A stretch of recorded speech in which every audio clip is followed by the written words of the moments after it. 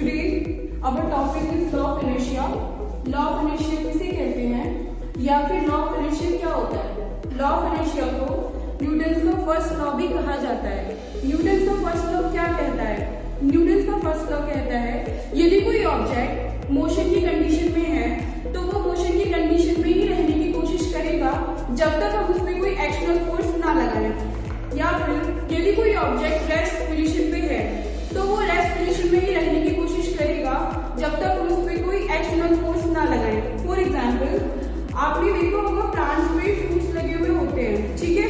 आप जैसे ही उस प्लांट को हिलाने की कोशिश करते हैं तो ब्रांचेस जो होती है वो मोशन की कंडीशन में आ जाती हैं, बट जो फ्रूट्स होते हैं वो रेस्ट पोजीशन में होते हैं जिसकी वजह से वो ब्रांचेस से गिर जाते हैं, ठीक है। एग्जाम्पल नंबर 2, एक 10 से भरा हुआ ब्लैंकेट लेते हैं।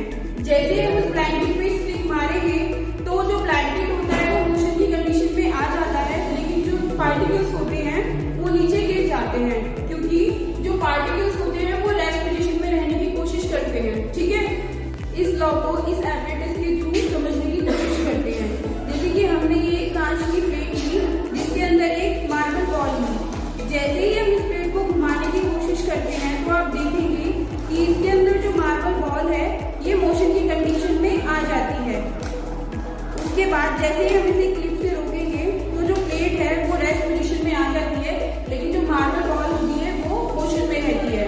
तो ये एपरेटस ये प्रूव करता है कि यदि कोई ऑब्जेक्ट मोशन की कंडीशन में है तो वो मोशन में ही रहने की कोशिश करता है, और यदि कोई रेस्ट में है तो वो रेस्ट में ही रहने की कोशिश करता है।